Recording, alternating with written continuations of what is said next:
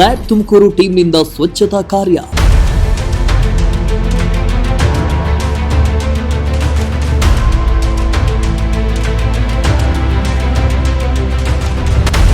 ದೇವರಾಯನ ದುರ್ಗವನ್ನ ಸ್ವಚ್ಛ ಮಾಡಲು ಯುವ ಪಡೆ ಪಣ.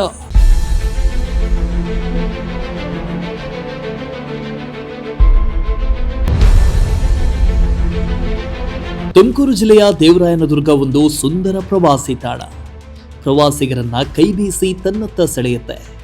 ರಜಾ ಬಂತು ಅಂದ್ರೆ ತುಮಕೂರು ಜಿಲ್ಲೆಯವರು ಮಾತ್ರವಲ್ಲದೆ ದೂರ ಊರುಗಳಿಂದ ದೇವರಾಯನ ದುರ್ಗಕ್ಕೆ ಬಂದು ಪ್ರಕೃತಿ ಸೌಂದರ್ಯವನ್ನ ಸವಿತಾರೆ.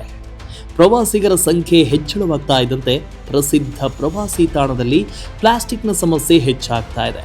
ಹೌದು, ಚಾರಣಕ್ಕೆ ಮತ್ತು ಪ್ರಕೃತಿ ಸೌಂದರ್ಯ ಸವಿಯಲು ಬರುವ ಪ್ರವಾಸಿಗರು ಬೇಜವಾಬ್ದಾರಿಯಿಂದ ಎಲ್ಲೆಂದರಲ್ಲಿ ಪ್ಲಾಸ್ಟಿಕ್ ಎಸೆದು ಹೋಗ್ತಿದ್ದು ದೇವರಾಯನ ದುರ್ಗ ಮಲಿನವಾಗ್ತಿದೆ.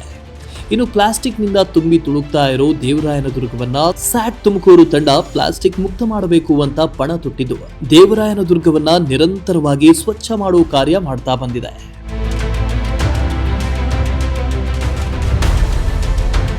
2019ರಲ್ಲಿ ಸಿದ್ಧಗಂಗಾ ಚಾರಣಾ ತಂಡ ಹುಟ್ಟುಕೊಂಡಿದ್ದು ಸಿದ್ಧಗಂಗಾ ಶ್ರೀಗಳ ಆಶೀರ್ವಾದದೊಂದಿಗೆ ಪರಿಸರ ರಕ್ಷಣೆ ಮಾಡುವಂತ ಕೆಲಸಕ್ಕೆ ಮುಂದಾಗಿದ್ದಾರೆ.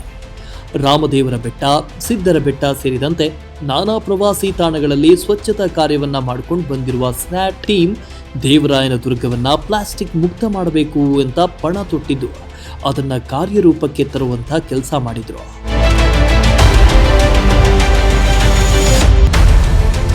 ಹೌದು, ಇಂದು ಬೆಳ್ಳಂಬೆಳಗ್ಗೆ 6:30 ಗಂಟೆಗೆ ಫೀಲ್ಡ್ಗಿಳಿದ ಸ್ಯಾಟ್ ಟೀಮ್ನ 100 ಮಂದಿ ಯುವ ಪಡೆ ದೇವರಾಯನ ದುರ್ಗದ ಪ್ರವಾಸಿ ತಾಣದಲ್ಲಿ ಬಿದ್ದಿರೋ ಪ್ಲಾಸ್ಟಿಕ್ ಹೆಕ್ಕಲು ಶುರು ಮಾಡಿದ್ರು.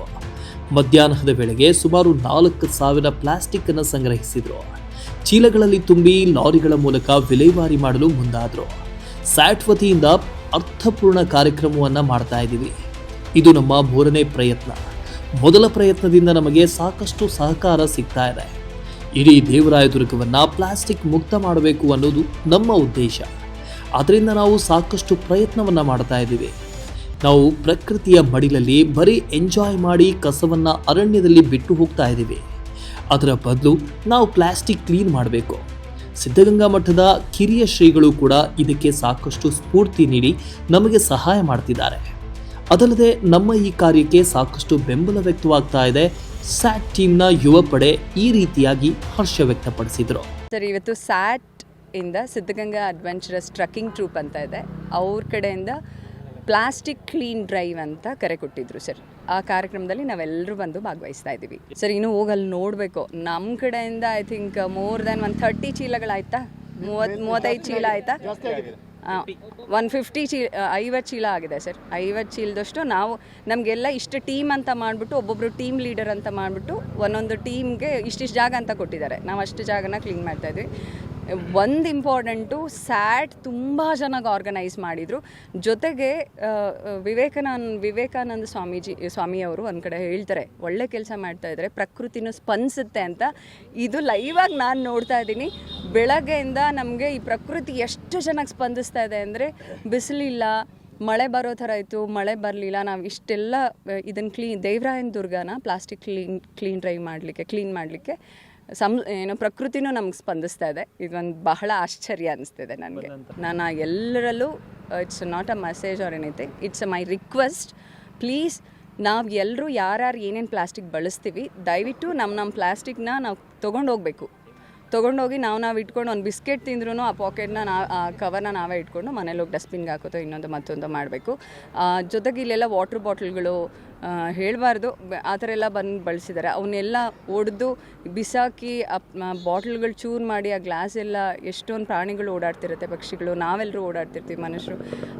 ಭೂಮಿ ಸಾಯಿಲ್ ಆಗುತ್ತೆ, ಸಾಯಿಲ್ ಎಲ್ಲ ಪೊಲ್ಯೂಷನ್ ಆಗುತ್ತೆ. ಆ ಥರದ್ದೆಲ್ಲ ಆಗ್ದೆಲ್ಲ ಇರಬೇಕು ಅಂದರೆ ನಮ್ಮ ವಸ್ತುಗಳನ್ನ ನಮ್ಮ ವೇಸ್ಟ್ ಪ್ಲಾಸ್ಟಿಕ್ ಏನಿರುತ್ತೆ ನಾವು ಕ್ಯಾರಿ ಮಾಡಬೇಕು. ಮತ್ತು ಅದನ್ನು ರೀಸೈಕಲ್ ಎಲ್ಲರೂ ಮಾಡೋಂಗಿದ್ರೆ ನಾವೆಲ್ಲ ಮಾಡ್ಕೊಳ್ಬೇಕು ಸರ್. ಪ್ರವಾಸಿಗರು ಪ್ಲಾಸ್ಟಿಕ್ ಅನ್ನ ಎಲ್ಲೆಂದರಲ್ಲಿ ಎಸೆಯೋದ್ರ ಬದಲು ಸರಿಯಾಗಿ ವಿಲೇವಾರಿ ಮಾಡಿದ್ರೆ ನಾವು ಈ ರೀತಿ ಕಷ್ಟ ಪಡೋ ಅಗತ್ಯ ಇಲ್ಲ.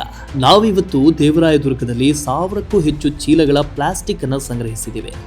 ಯಾರು ಕೂಡ ಎಲ್ಲೆಂದರಲ್ಲಿ ಪ್ಲಾಸ್ಟಿಕ್ ಎಸೀಬಾರ್ದು ಅಂತ ಸ್ಯಾಟ್ ಟೀಮ್ನ ಸದಸ್ಯರು ಮನವಿ ಮಾಡಿದ್ರು. ನಮಸ್ತೆ, ನಾವು ಮುರಳೀಧರ್ ಅಂತ. ನಮ್ಮ ಸ್ಯಾಟ್ ವತಿಯಿಂದ ಇವತ್ತು ಒಂದು ಅರ್ಥಪೂರ್ಣವಾದಂತಹ ಒಂದು ಕಾರ್ಯಕ್ರಮನ ಜರುಗಿಸಿದ್ದೀವಿ. ಸೊ ಇದು 3.0 ಅಂದರೆ ಮೂರನೇ ಪ್ರಯತ್ನ ಇದು. ಮೂರನೇ ಪ್ರಯತ್ನ. ಮೊದಲನೇ ಪ್ರಯತ್ನದಿಂದನೂ ಇಲ್ಲಿವರೆಗೂ ಜನಸಂಖ್ಯೆ ಜಾಸ್ತಿ ಆಗ್ತಾನೆ ಇದೆ. ಹಾಗಾಗಿ ನಮ್ಮ ಹೋಪ್ಸ್ ಇನ್ನೂ ಬಂದಿದೆ, ಇನ್ನೂ ಚೆನ್ನಾಗಿ ಮಾಡ್ಬೋದು. ದೇವರಾಯನ ದುರ್ಗನ ಪೂರ್ತಿ ಕ್ಲೀನೇ ಫ್ರೀ ಫ್ರಮ್ ಪ್ಲಾಸ್ಟಿಕ್ ಮಾಡ್ಬೋದು ಅನ್ನೋ ಒಂದು ಕಾನ್ಫಿಡೆನ್ಸ್ ಬಂದಿದೆ. ಸೊ ಅದಕ್ಕಾಗಿ ನಮ್ಮ ಟೀಮ್ ಎಲ್ಲ ಎಫರ್ಟ್ ತುಂಬ ಚೆನ್ನಾಗಿ ಹಾಕಿದ್ದಾರೆ. ಧನ್ಯವಾದಗಳು ನಮ್ಮ ಟೀಮ್ಗೆ. ಹಾಂ, ಡೇ ಒನ್ನಿಂದ ನಾವು ಹೀಗೆ ಸುಮ್ಮನೆ ಒಂದು ಪರಿಸರ ಹೋಗೋಣ, ಟ್ರೆಕ್ಕಿಂಗ್ ಮಾಡೋಣ, ಎಂಜಾಯ್ ಮಾಡೋಣ ಅಂತ ಸ್ಟಾರ್ಟ್ ಆಯಿತು.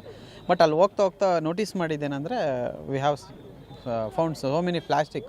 ಅದು ಮನಸ್ಸಿಗೆ ಒಂಥರ ಘಾಸಿ ಆಯಿತು. ನಮ್ಮ ಏನು ಟೀಮ್ ಲೀಡ್ ಇದ್ದಾರೆ ಅವರು ಇದಕ್ಕೇನಾದರೂ ಒಂದು, ನಾವು ಮತ್ತೆ ಬರೀ ಎಂಜಾಯ್ ಮಾಡೋದೇನು ಪರಿಸರಕ್ಕೆ, ನಾವು ಏನಾದರೂ ಒಂದು ಕೊಡಬೇಕು. ಅವ್ರ ಮನೆಗೆ, ಈಗ ಯಾರ ಮನೆಗೆ ಹೋಗ್ತೀವಿ ಏನೋ ತಿಂದು ಬರೋದು ಅಷ್ಟೇ ಆಗುತ್ತೆ. ಅವ್ರಿಗೂ ಏನಾದರೂ ನಾವು ಮಾಡಬೇಕಲ್ಲ ಕೈ. ಆ ರೀತಿ ನಾವು ಪ್ರಕೃತಿಗೂ ಏನಾದರೂ ಮಾಡಬೇಕು ಅನ್ನೋದು ಒಂದು ಥಾಟ್ ಮನಸ್ಸಿಗೆ ಬಂದಮೇಲೆ ಏನು ಮಾಡ್ಬೋದು.